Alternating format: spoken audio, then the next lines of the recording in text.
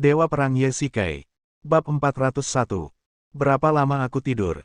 Setelah waktu yang tidak diketahui, Yesikai perlahan membuka matanya, menggosoknya dengan keras, dan melihat sekelilingnya. Apakah kamu sudah bangun? Pesawatnya sudah tiba. Tiba-tiba, sebuah suara yang dikenalnya terdengar di telinganya. Dia menoleh tiba-tiba dan melihat Su Qingyu sedang menatapnya sambil tersenyum. Entah mengapa, dia merasakan ada sedikit kesan dingin pada senyuman itu. Maaf, aku tidur terlalu lama. Yesikai melihat arlojinya. Sudah 2 jam dan dia masih merasa pusing. Aku sudah memberitahu Qingqing untuk datang menjemputmu di bandara, jadi bersiaplah. Su Qingyu mengenakan kacamata hitam, dan pramugari di sebelahnya mendorong keluar koper. Ini adalah barang bawaan Yesikai. His, Qingyu, pinggangku terkilir, tolong bantu aku. Begitu Yesikai bergerak, dia tersentak kesakitan dan mengulurkan tangannya, ingin Su Qingyu membantunya. Su Qingyu berdiri di samping, mendengus pelan, mengenakan topi matahari putih, mengabaikan permintaan Yesikai, berjalan keluar dengan sepasang sepatu hak tinggi, dan meninggalkannya. Apa yang terjadi dengan Qingyu? Yesikai bergumam. Mengapa dia menjadi begitu dingin lagi? Dia tidak seperti ini sebelumnya. Apakah dia memiliki kepribadian ganda, atau ada yang salah dengan Feng Shui anjing? Qingyu, tunggu aku. Yesikai datang sambil menyeret koper besar, tetapi Su Qingyu berjalan cepat di depannya tanpa menunggunya sama sekali. Yesikai sangat bingung. Bukankah itu hanya tidur siang? Bagaimana hasilnya seperti ini? Kakak ipar, kamu hebat sekali. Kamu bisa mengantar adikku pulang dengan mudah. Di dalam mobil, Su Ziqing mengendarai Lexus milik Yesikai dan membawa mereka berdua pulang. Su Qingyu langsung duduk di kursi penumpang. Yesikai tidak punya pilihan selain duduk di belakang. Entah mengapa, dia merasa bahwa begitu dia kembali ke Yanjing, Su Qingyu sengaja menghindarinya. Yah, adikmu tetap yang terbaik. Yesikai menjawab tanpa sadar. Melalui kaca spion di depan, Yesikai melirik Su Qingyu dari waktu ke waktu, memperhatikan perubahan ekspresinya. Ketika dia sampai di rumah, Su Qingyu masih bersikap acuh tak acuh seperti biasanya. Sekalipun Su Ziqing adalah orang yang berkulit tebal, dia tetap menyadari sesuatu. Yesikai mengeluarkan koper dari bagasi dan buru-buru memindahkannya ke lantai 2. Tanpa diduga, pintu kamar tidur dikunci oleh Su Qingyu. Tok tok tok, Qingyu, kamu di sana. Sebuah firasat buruk terlintas dalam benak Yesikai. Setelah beberapa menit, pintu kamar terbuka perlahan, dan Su Qingyu menatapnya dengan acuh tak acuh. Datang. Ahem, Qingyu, aku merasa ada sesuatu yang sedikit aneh padamu. Yesikai berkata dengan canggung. Aneh? Bagaimana mungkin aneh? Menurutku tidak. Aku merasa kamu tiba-tiba menjadi sangat aneh dan dingin. Yesikai mengemukakan keraguan dalam benaknya. Sekalipun dia bodoh, dia bisa merasakannya. Kamu terlalu banyak berpikir. Setelah Su Qingyu mendengar ini, telapak tangannya sedikit gemetar dan ekspresi aneh melintas di wajahnya, tetapi itu hanya sesaat, dan dia kembali ke ekspresi acuh tak acuhnya. Tidak, kamu benar-benar berbeda dari sebelumnya. Apa yang sebenarnya terjadi? Yesikai mencengkeram lengan Su Qingyu dengan cemas, ingin mengetahui kebenarannya. Apakah aku melakukan kesalahan? Bolehkah aku meminta maaf padamu? Untuk membujuk seorang wanita, tidak peduli siapa yang salah, pria harus mengakui kesalahannya terlebih dahulu, jika tidak semuanya akan menjadi lingkaran setan. Ada apa denganmu? Su Qing berkata dengan dingin. Aku juga tidak tahu. Benar sekali, kenapa kamu minta maaf? Su Qingyu memutar matanya dan berkata dengan tenang, aku perlu berganti pakaian, silakan keluar dulu. Kamu Sikai tidak berdaya. Apakah Su Qingyu minum obat yang salah hari ini? Mengapa dia menjadi seperti ini lagi? Dia sama dingin dan acuhnya seperti saat mereka pertama kali bertemu. Satu-satunya perbedaannya adalah Su Qingyu mengizinkannya masuk ke kamar sekarang. Yesikai mendesah tak berdaya. Hati seorang wanita tak terduga bagaikan lautan. Bagaimana mungkin seorang pria dewasa seperti dia bisa membayangkan hal itu? Tepat saat dia hendak berbalik dan pergi, dia mendengar suara lain di telinganya. Pergilah temui Siki saat kau punya waktu. Dia pasti ingin bertemu denganmu juga. Sekarang setelah kau kembali, luangkan waktu untuk menemuinya. Su Qingyu berkata ringan sambil melepas mantelnya. Begitu. Kita bicarakan ini nanti saja. Yesikai menutup pintu tanpa suara, lalu berjalan ke kamar sebelahnya. Itu adalah kamar yang dulu dia tinggali. Dia ingat saat itu, Su Qingyu menolak untuk sekamar dengannya. Butuh banyak usaha untuk memperbaiki hubungan mereka, tetapi sekarang. Yanjing, bar malam yang gelap. Yesike tidak memilih untuk duduk di kotak VIP yang tenang dan mewah, tetapi memilih aula yang bising, menemukan tempat duduk di sudut, dan minum dalam diam. Kenikmatan alkohol yang menyerang otaknya dapat membuatnya melupakan sejenak suasana hatinya yang tertekan. Kamu pesan banyak sekali minuman.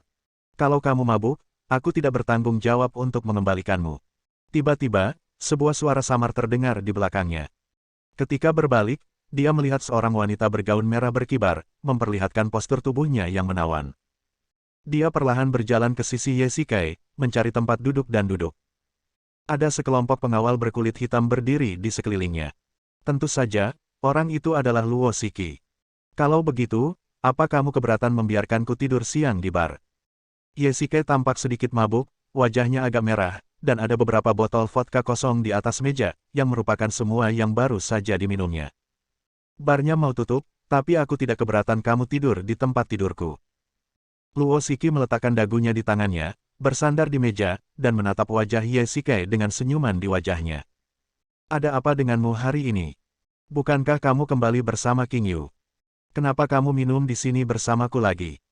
Luo Shiki mengambil gelas anggur, menuangkan segelas anggur ke dalamnya, dan meminumnya perlahan. Shiki, pikiran kalian para wanita. Mengapa begitu sulit dipahami? Yesike berkata sambil tersenyum, seolah sedang mengejek dirinya sendiri, lalu menceritakan semua yang terjadi hari ini kepada Luo Shiki. Kau berbicara tentang Qingyu, kan? Aku tidak punya pikiran sekecil itu. Apakah kau melakukan sesuatu di belakangnya untuk mengecewakannya, dan dia mengetahuinya? Setelah mendengarkan ini, Luo Shiki tersenyum tipis. Dia tidak tahu mengapa Su Qingyu menjadi seperti ini. Meskipun dia sedikit bingung, dia punya firasat samar bahwa ini ada hubungannya dengan Yesike. Jika suatu hari kau berani melakukan sesuatu yang mengecewakanku, aku tidak akan bersikap selembut Qingyu. Aku akan langsung menaruh racun di anggurmu. Luo Shiki meminum anggur merah di gelas dengan tidak senang dan membanting gelas ke meja. Wah, wanita memang punya hati yang paling kejam. Kamu bahkan bisa melakukan hal seperti itu. Yesike berseru, merasa sedikit takut.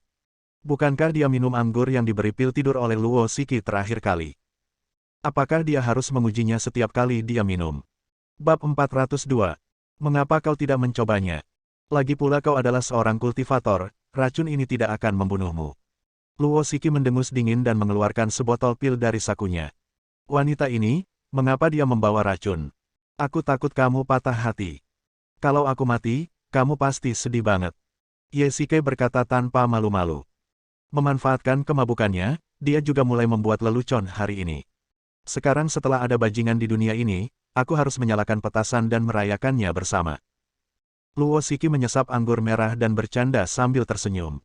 Shiki, apa yang terjadi pada Qingyu? Kenapa dia menjadi seperti ini lagi? Dia baik-baik saja saat berada di Gangcheng. Yesike merasa tertekan. Dia ingin mencari tahu kebenarannya, tetapi dia tidak bisa berbuat apa-apa pada Su Qingyu. Saya pikir Anda pasti pernah menyinggung perasaannya, lalu Anda tidak memperhatikannya. Luo Shiki menganalisis dengan dagunya yang ditopang oleh tangannya. Bagaimana itu mungkin? Yesike mencibir dan berkata dengan santai, aku tegak dan lurus. Pohon yang lurus tidak takut bayangannya bengkok. Kalau begitu, kamu sekarang sedang berselingkuh denganku. Apakah Qingyu tahu tentang itu? Luo Shiki tersenyum licik. Tidak peduli seberapa baik hubungan mereka, mereka tidak akan pernah bisa benar-benar melepaskannya, apalagi berbagi suami. Siapapun bisa melihat ini. Alasan mengapa mereka sekarang hidup rukun dan tidak bertengkar adalah karena mereka tidak ingin mempersulit Yesike, sang perantara. Tetapi jika sudah menyangkut masalah prinsip, Su Qingyu tidak akan menyerah sama sekali. Dia tidak akan menoleransi orang lain bertindak terlalu jauh dan memaksanya ke posisi istri pertama, selangkah demi selangkah. Jika aku mengatakan bahwa dialah yang memintaku datang, apakah kau akan mempercayainya? Yesike tersenyum dingin dan berkata ringan. Qingyu memang bukan wanita biasa. Setelah mendengar ini, Luo Shiki tampak sedikit terkejut, mengangkat kepalanya dan mendesah. Yanjing, Biro Keamanan Nasional. Tianjing dan kelompoknya masuk dengan pakaian preman. Hancurnya organisasi roh makam juga berarti misi mereka berempat berhasil diselesaikan. Mereka sangat membantu kota Hong Kong atas nama Biro Keamanan Nasional. Masing-masing dari mereka menerima medali emas dan bonus. Hei, Tianjing, kamu kembali. Seorang anggota staf Biro Keamanan Nasional menyambut mereka dengan hangat, kalian telah menyelesaikan misi dengan baik. Izinkan saya memberitahu kalian sebuah rahasia. Direktur Jin berencana memberi kalian hadiah. Jarang sekali melihat Direktur Jin Li yang selalu dingin dan kejam, benar-benar memberi penghargaan kepada orang lain. Jingxi, Shenwu dan Feng Huang semuanya terkejut, tetapi Tianjing tidak senang sama sekali. Cepat pergi, direktur sudah menunggumu di kantor. Oke, kantor Direktur Keamanan Nasional. Ada apa? Kamu masih terlihat murung bahkan setelah menyelesaikan tugas itu. Jin Li mengenakan kacamata dan membaca koran dengan tenang, sesekali melirik ke 4 orang di depannya. Jingxi, kalian bertiga keluarlah sebentar. Tianjing dan aku punya sesuatu untuk dibicarakan. Jin Li terbatuk 2 kali dan melakukan kontak mata dengan Tianjing. Ya, ketua. Setelah ketiga orang itu pergi, Jin Li perlahan berdiri, berjalan ke meja kopi, secara pribadi menyeduh secangkir teh hijau, dan menyerahkannya kepada Tianjing. Masalah organisasi roh makam ini semua berkat Tuan Ye. Apakah Anda ingin menceritakan tentang dia? Jin Li berkata dengan ringan. Itu benar. Dia pria berkeluarga. Tidak baik bagimu untuk mengganggunya seperti ini. Jin Li menyeruput tehnya pelan-pelan, dengan sikap seorang jenderal yang tidak akan mengubah ekspresinya bahkan jika gunung Tai runtuh di depannya. Oh, aku mengerti. Aku tidak akan mencarinya lain kali. Tianjing mengangguk, tampak malu. Sebagai anggota penting Biro Keamanan Nasional, dia sebenarnya harus bergantung pada Ye Shikai setiap saat. Ini memang agak memalukan dan tidak sesuai dengan moralitas. Tapi kamu tidak perlu menghindarinya terlalu jauh. Lagi pula, dia dulunya adalah kapten pasukan khusus Longya. Tiba-tiba, Jin Li mengangkat alisnya dan tersenyum licik. Komandan, apa maksud Anda dengan itu? Sekali menjadi taring naga, akan selalu menjadi taring naga. Jauh di lubuk hatinya, dia masih memiliki temperamen seorang prajurit. Jin Li berkata dengan sungguh-sungguh. Melihat Tianjing tidak mengerti, dia tidak melanjutkan penjelasannya dan hanya tersenyum. Kamu pernah bertarung melawan iblis Lian Mo sebelumnya. Ya. Apa hasilnya? Malu padaku, aku bukan tandingannya. Haha, Tianjing, akulah yang membawamu ke Biro Keamanan Nasional. Aku bisa dianggap sebagai separuh pemandumu. Baguslah kau mengenal dirimu sendiri dengan baik. Setelah mendengar ini, Jin Li tidak marah. Sebaliknya, dia tertawa terbahak-bahak sambil mengangkat kepala. Guru itu mengolok-olok saya. Tianjing tampak malu. Pedang cahaya 7 warna adalah salah satu dari 10 pedang terkenal. Jika ada di tanganmu, kau harus memanfaatkannya dengan baik. Jin Li melanjutkan, ngomong-ngomong, apa yang ingin kau katakan padaku? Ini tentang tapir halus. Ekspresi Tianjing tiba-tiba menjadi serius. Kami menemukan gen yang bermutasi di tubuhnya, yang sangat mirip dengan Mothman terakhir kali. Zhao Rou, Lian Tapir, Mothman. Jin Li mengeluarkan sebatang rokok dari sakunya, menyalakannya dan menarik napas dalam-dalam. Sebagai seorang komandan, ia memahami betul bahwa proyek HST hanya hancur di permukaan, dan masih ada orang-orang yang mengendalikan segalanya di balik layar. Kalau tidak, bagaimana mungkin Zhao Rou diracun sampai mati untuk membungkamnya? Namun, yang tidak diduga Jin Li adalah serangan balik kelompok orang itu dimulai begitu cepat. Kalau saja Lian Mo tidak disuntik dengan ramuan itu dan memperoleh kemampuan meregenerasi anggota tubuh dan menjadi tak terlihat, dia pasti tetap cacat sekarang dan tidak akan bisa menimbulkan gelombang sama sekali. Sangat jelas terlihat betapa mengerikannya ramuan itu. Anda perlu menyelidiki masalah ini. Jin Li tampak berpikir dan tiba-tiba memberi perintah pada Tianjing. Ya, ketua. Titik. Larut malam, Tianya Group. Anlan sedang duduk sendirian di kantor hubungan masyarakat, memproses dokumen. Selain tugas di departemen, dia juga menjadi juru bicara Su Qingyu di perusahaan. Banyak hal yang diputuskan olehnya. Su Qingyu baru saja keluar dari pekerjaannya dan pergi ke kota Hong Kong beberapa hari yang lalu, menyerahkan semua pekerjaan kepadanya. Saat dia menandai dokumen, Anlan merasa sedikit kosong. Dia sudah lama tidak bertemu Ye Shikai. Dia melihat foto mereka berdua di mejanya, yang diambil saat sebuah pesta. Memikirkan hal itu, hatinya terasa hampa, seperti ada yang hilang. Ketuk, ketuk, ketuk. Pada saat itu, tiba-tiba terdengar ketukan di pintu. Kedengarannya sangat mendesak, mungkin sesuatu yang mendesak. Datang. Anlan menyesap kopi dan terus bekerja keras. Menteri An, ada sesuatu yang mendesak untuk saya bicarakan dengan Anda. Orang yang datang adalah seorang pria. Dia adalah Direktur Departemen Keuangan Tianya Group, Yang Jiang. Menteri Yang, silakan duduk di sini. Ada apa sampai larut malam? Anlan berdiri karena terkejut dan meminta Yang Jiang untuk duduk. Departemen Hubungan Masyarakat dan Departemen Keuangan tidak pernah mempunyai persinggungan, sehingga keduanya tidak banyak bertemu. Hari ini, Yang Jiang datang berkunjung larut malam, dan tidak seorang pun tahu apa yang terjadi. Menteri An, Anda tidak datang kepada saya tanpa alasan. Silakan lihat ini dulu. Yang Jiang buru-buru mengeluarkan dokumen dari tas kerjanya dan menyerahkannya kepada Anlan. Bab 403. Anlan mengambil dokumen itu dengan ekspresi bingung di wajahnya. Setelah membaca beberapa baris saja, ekspresinya berubah, tangannya gemetar, dan map itu langsung jatuh ke tanah. Mengapa harga saham perusahaan itu turun drastis? Anlan bertanya dengan kasar. Dokumen di tangannya menunjukkan bahwa nilai saham Tianya Group telah jatuh berulang kali hanya dalam beberapa hari. Sudah turun 15% dan tren penurunannya sangat jelas. Ini bukan situasi normal, dan situasinya jelas tidak optimis. Berdasarkan pengalaman saya, ada seseorang di balik layar yang dengan sengaja menargetkan kelompok kami. Yang Jiang menganalisis, nadanya sedikit terburu-buru. Saya telah memanggil kembali semua karyawan di departemen tersebut dan meminta mereka untuk melakukan yang terbaik guna menstabilkan nilai pasar. Lalu apa yang harus kita lakukan sekarang? Anlan menarik napas dalam-dalam dan memaksa dirinya untuk tenang.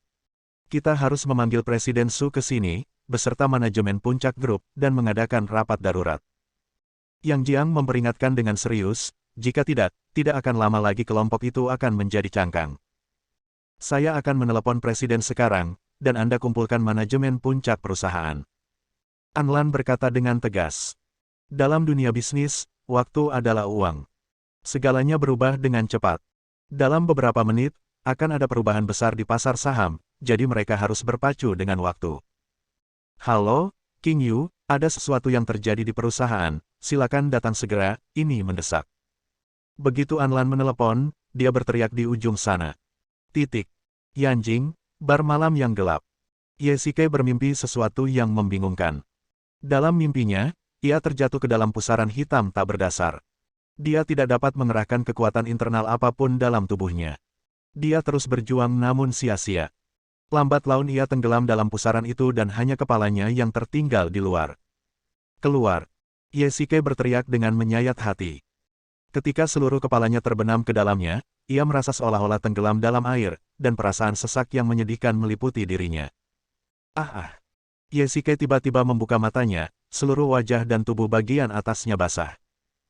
Di depannya, Luo Shiki sedang menatapnya sambil tersenyum, memegang baskom kecil di tangannya, dengan tetesan air mengalir di tepi baskom. Apa yang kau lakukan? Kau menyiramkan air ke seluruh tubuhku. Yesike tidak dapat menahan diri untuk berteriak. Masih ada beberapa bongkahan es di sekujur tubuhnya, dan beberapa di antaranya meluncur ke lehernya, membuatnya merasa kedinginan di sekujur tubuh. Tidur saja sampai kamu mati. Luo Shiki memutar matanya ke arahnya. Yesike melihat sekeliling. Ini seharusnya ada di kotak VIP di bar. Mungkinkah dia tertidur dalam keadaan mabuk lagi? Kamu bersikap sangat tidak masuk akal sekarang. Yesike berpura-pura memeluknya. Benarkah Su Qingyu dan Luo Shiki sepakat bahwa mereka tidak akan memperlakukannya dengan baik? Tampaknya wanita masih belum bisa dimanja.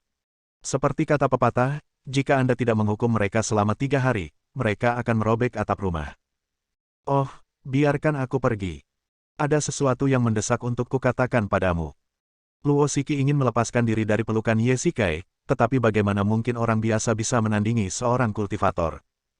Dia menepuk dada Yesike dengan keras. Apa itu? Ada sesuatu yang terjadi di perusahaan istrimu, mengapa kamu tidak pergi memeriksanya? Luo Shiki mendengus dingin dan memalingkan kepalanya. Dia baru saja meneleponmu, tapi kamu tertidur, jadi aku mengambil kesempatan itu untuk menjawab telepon untukmu. Apa? Ada sesuatu yang terjadi di perusahaan King Yu. Cepat bangun. Aku akan pergi sekarang. Mendengar ini, Yesike tanpa sadar mendorong ke depan dan mendorong Luo Shiki di tangannya langsung ke tanah. Mendesis. Luo Shiki terjatuh dan meringis kesakitan. Maafkan aku, Shiki, aku terlalu cemas. Yesike tampak meminta maaf dan segera menariknya berdiri. Huff, kamu jadi gelisah saat King Yu disebut-sebut. Kamu tidak punya hati nurani. Apakah aku tidak baik padamu? Luo Shiki mengusap punggungnya, tampak tidak senang. Dia menciumnya dengan hati-hati dan ada bau asam samar di udara. Luo Shiki cemburu. Sebelum dia bisa menyelesaikannya, dia melihat sebuah pintu terbuka. Grup Tianya. Presiden Su, apa yang terjadi? Di perusahaan, para eksekutif senior dan pemegang saham yang tak terhitung jumlahnya berkumpul di ruang konferensi, sementara Su Qingyu berada di kantor dengan segera menangani masalah penurunan harga saham. Tuan Chen, jangan khawatir. Saya akan mencari tahu alasannya dan memberi Anda penjelasan. Su Qingyu berkata berulang kali. Penurunan pasar saham terjadi terlalu tiba-tiba dan tidak ada seorang pun yang siap. Saat Su Qingyu mulai menanganinya, situasinya sudah mulai memburuk. Hei, Xiao Yu, aku melihatmu tumbuh dewasa, dan aku percaya pada kemampuanmu. Tapi ada sekelompok orang yang mengawasimu di luar, jadi kamu harus bersikap bijaksana. Pria di depannya mendesah. Su Qingyu tentu saja mengerti apa maksudnya. Bagi anggota keluarga boleh saja, tapi bagaimana dengan orang luar? Setelah harga saham turun, bagaimana Anda bisa mengharapkan para pemegang saham dan manajemen senior menerimanya? Setelah Tuan Chen pergi, Su Qingyu bersandar lemah di kursi bos, menatap data di depannya dengan linglung. Harga saham anjlok 23%, yang sudah merupakan masalah yang mendesak. Su Qingyu merasa cemas tetapi tidak berdaya. Perasaan ini persis seperti ketika dia menghadapi krisis keuangan. Menteri Yang, apa yang terjadi? Pada saat ini, Yang Jiang masuk. Su Qingyu tiba-tiba berdiri dan bertanya dengan cemas. Presiden Su, kami telah menyelidikinya. Seseorang dengan sengaja menargetkan perusahaan kami dan mengganggu pasar saham kami. Ekspresi Yang Jiang sedikit lebih baik. Dia telah meminta orang-orang di Departemen Keuangan untuk memantau seluruh proses dan mencoba yang terbaik untuk menstabilkan pasar saham. Apa? Bagaimana ini bisa terjadi? Su Qing terkejut. Seseorang sebenarnya menyerang perusahaan di balik layar. Ledakan. Tiba-tiba pintu kantor didorong terbuka dengan suara keras. Orang yang datang adalah Ye Shikai.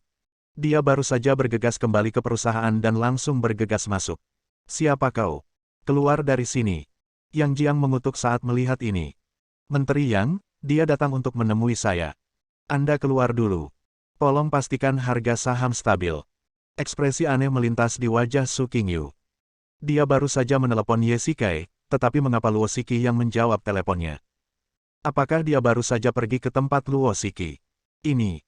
Yang Jiang tidak mengenal Ye Shikai, jadi dia tentu saja tidak tahu bahwa dia dan Su Qingyu sudah menikah, jadi dia sangat kesal dengan karyawan muda yang masuk ke kantor ini. Sekarang dia bahkan lebih terkejut lagi karena pria ini benar-benar mengenal presiden. Teruskan. Yang Jiang tidak punya pilihan selain pergi. Saat dia berjalan melewati Ye Shikai, dia tidak lupa memberinya tatapan tajam. Sesuatu terjadi di perusahaan. Kemana kamu pergi tadi? Keduanya menanyakan pertanyaan itu hampir bersamaan, saling memandang dengan malu.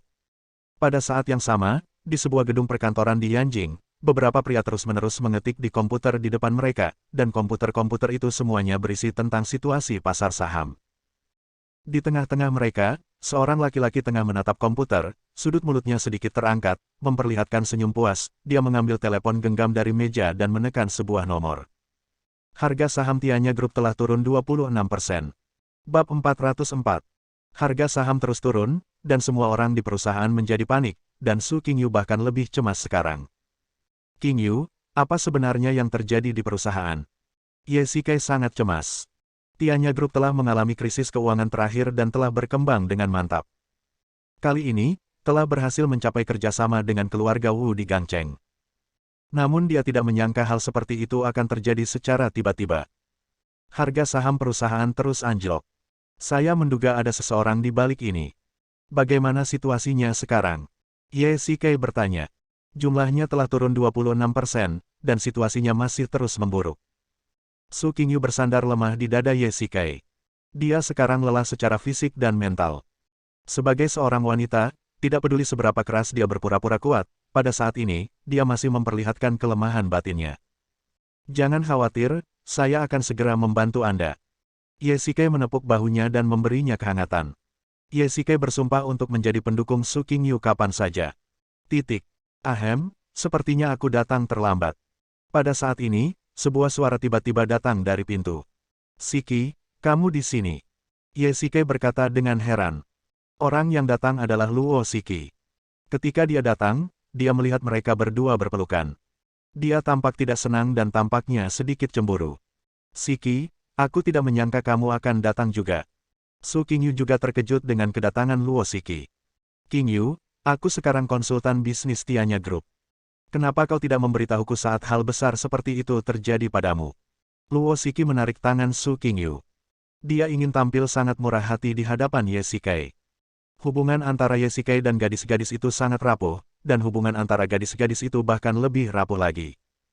Luo Shiki dan bahkan Su Qingyu memiliki status tinggi di hati Ye Shikai. Urusannya selalu menjadi prioritas utama Ye Shikai. Jadi bantuan Luo Shiki kepada Su Qingyu dalam mengatasi kesulitannya saat ini juga meningkatkan statusnya sendiri di hati Ye Shikai. Itu bagus. Su Qingyu berkata dengan rasa terima kasih yang tulus. Qingyu, apakah kamu yakin ada seseorang yang menargetkan kelompok itu di belakang layar? Ye Shikai terus bertanya.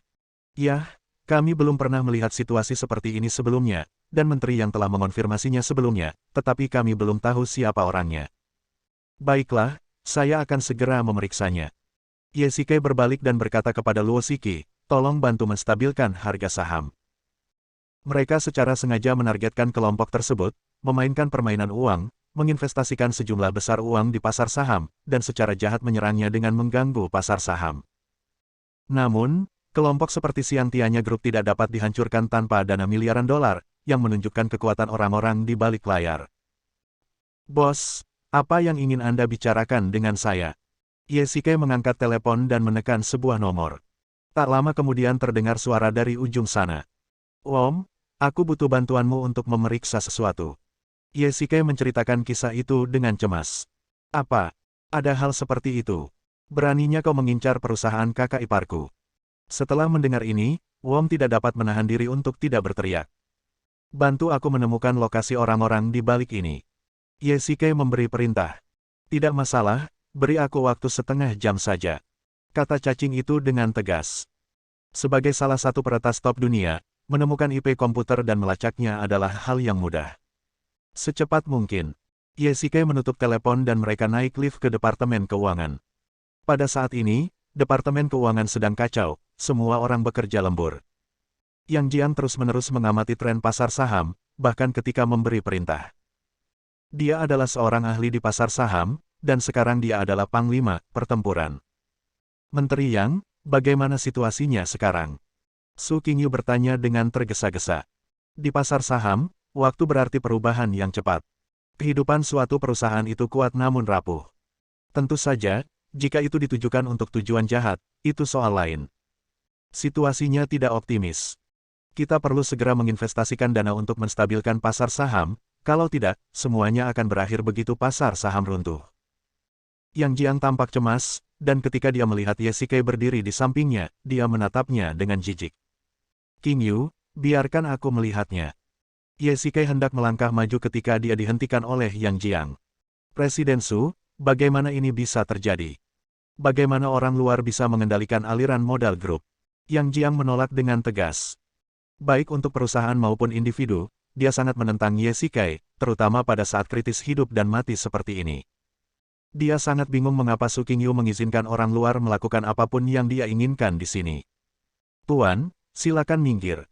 Kalau tidak, semua kerugian perusahaan yang disebabkan oleh penghalangan Anda akan ditanggung Anda. Ye Shikai mengancam dengan dingin, lalu mendorong Yang Jiang dan duduk langsung di depan meja komputer. Menteri Yang, saya mengizinkannya. Su Qingyu berkata ringan, lalu mencondongkan tubuh ke telinga Yang Jiang dan membisikkan beberapa kata. Apa, sebenarnya?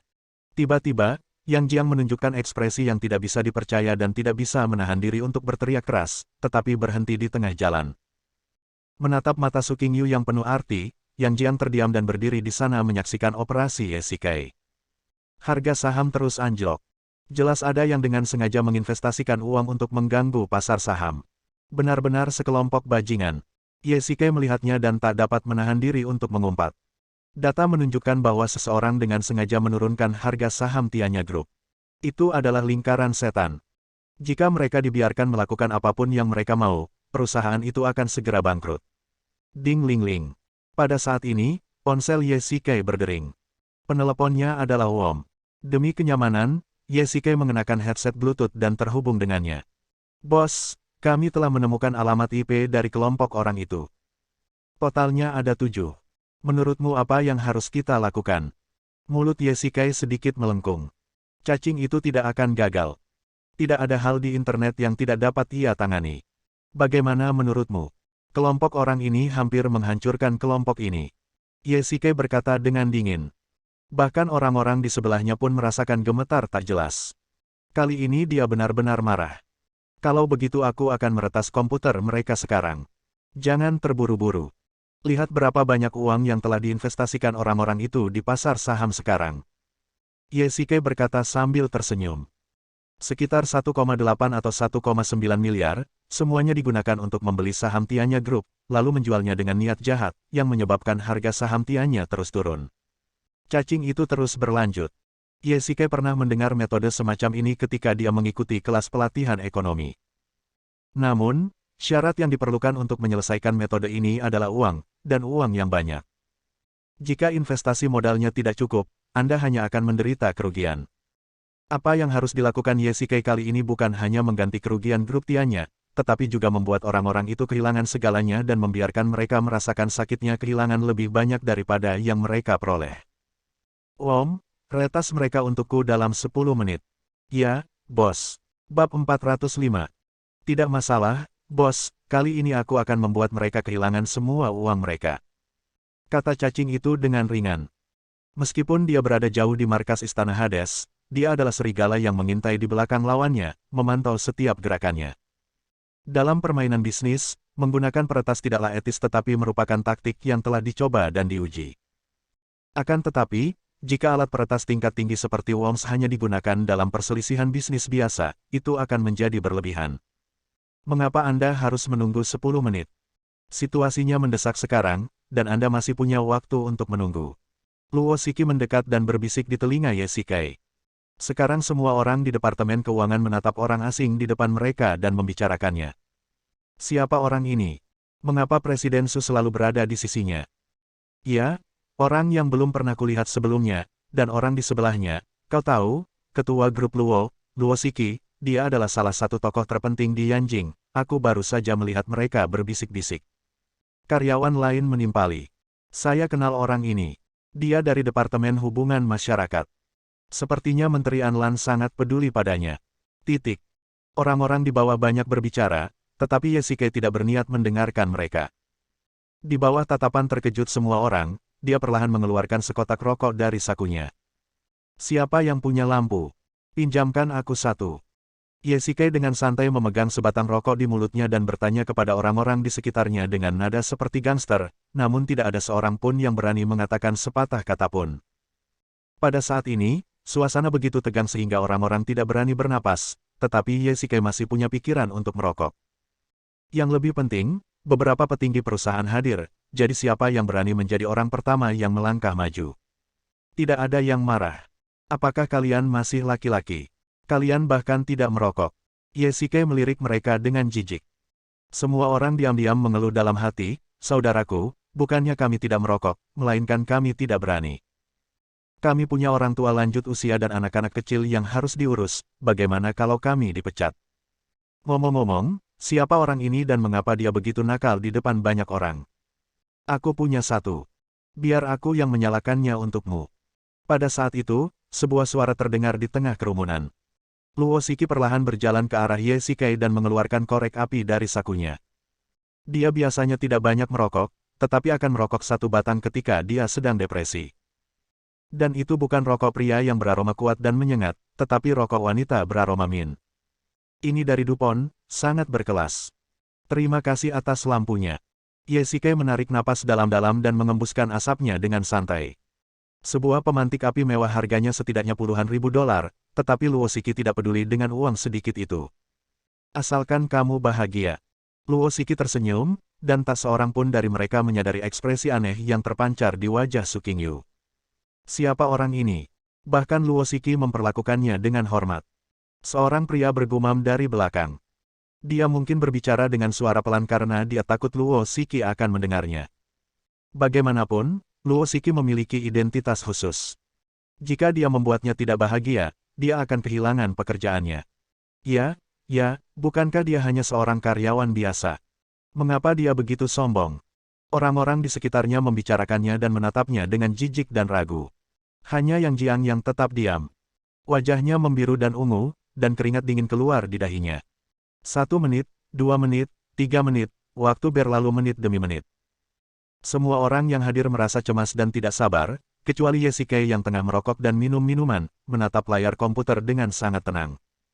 Hubungkan semua layar ke komputer ini. Yesike tiba-tiba mengatakan ini, yang membuat semua orang takut.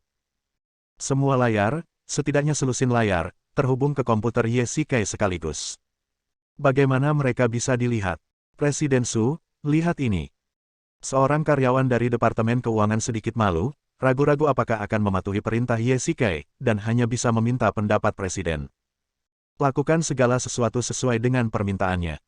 Su King berkata dengan suara dingin. Di hadapan karyawannya, dia bersikap seperti presiden yang dingin. Meskipun dia hanya seorang wanita berusia 20-an, hampir tidak ada seorang pun di perusahaan yang tidak takut padanya. Baiklah, silakan tunggu. Karyawan itu mengangguk dan mengetik beberapa kali pada keyboard, mengalihkan layar semua komputer di Departemen Keuangan ke komputer Yesike. Semua orang yang hadir terkesiap. Apa ini? Komputer itu dipenuhi dengan grafik saham. Ini adalah pekerjaan seluruh Departemen Keuangan dan Pemasaran, dan sekarang Yesike adalah satu-satunya yang mengawasinya. Ini hanyalah otak yang paling kuat. Yesike menatap grafik di komputer. Meskipun grafik garis situasinya padat dan terus berubah, ia dapat mengingatnya dengan mudah. Dia tidak memiliki ingatan fotografis, tetapi Yesike memiliki bakat. Saraf penglihatannya sangat berkembang. Dia dapat dengan mudah menangkap objek yang bergerak. Selain itu, setelah berlatih, ingatannya berkembang dengan baik. Jadi apa yang dianggap mustahil oleh orang lain, adalah hal yang mudah baginya. Cacing, apakah kamu siap? Yesike berkata dengan ringan. Kapan saja. Sekarang, retas mereka. Yesike tiba-tiba berteriak, dan semua orang yang hadir terkejut. Hening, suasana benar-benar hening, seakan-akan yang terdengar hanyalah suara detak jantung dan nafas orang-orang. Semua orang memperhatikan tren harga saham Tianya Group. Akankah keajaiban terjadi? Detik berikutnya, data yang diperbarui membuat mata semua orang berbinar. Setelah beberapa kali mengalami penurunan tajam, harga saham Tianya Group tiba-tiba bangkit kembali, dan garis putus-putus akhirnya berbalik. Itu bagus. Semua orang yang hadir bersorak, dan kemudian situasi berbalik. Harga saham Tianya Group naik pesat. Tak seorang pun dapat mempercayai matanya, tetapi keajaiban benar-benar terjadi, dan itu sama sekali bukan kebetulan. Pada saat yang sama, di sebuah gedung perkantoran di Yanjing, beberapa orang panik. Apa yang terjadi? Mengapa komputer tidak bisa dihidupkan? Seorang pria di tengah berteriak histeris. Saya tidak tahu, itu terjadi begitu saja. Pria lain berteriak. Sialan, bodoh, pasti ada peretasnya. Pria yang di tengah dengan marah menjatuhkan pria di sebelahnya ke tanah dan berteriak keras. Cepat, serang balik sesegera mungkin. Lelaki itu pun tenang dan segera memberi perintah kepada orang-orang di sampingnya. Ya, 2 menit kemudian. Hai kalian sekumpulan orang tak berguna, kenapa kalian belum selesai? Pria itu mendesak dengan tidak sabar. Bos, peretas yang satunya sangat kuat. Kita bukan tandingannya. Pangkalan dunia bawah. Dasar bocah nakal, masih mau mempermainkanku. Aku akan bermain denganmu. Kata cacing itu sambil tersenyum. Om, apa yang kamu mainkan lagi? Saat ini, Moji datang sambil membawa secangkir kopi. Dia menatap layar komputer dan melihat bahwa layar itu penuh dengan kode-kode padat, yang membuat orang pusing. Saya ingin komputer orang-orang itu meledak saat itu juga. Bersambung.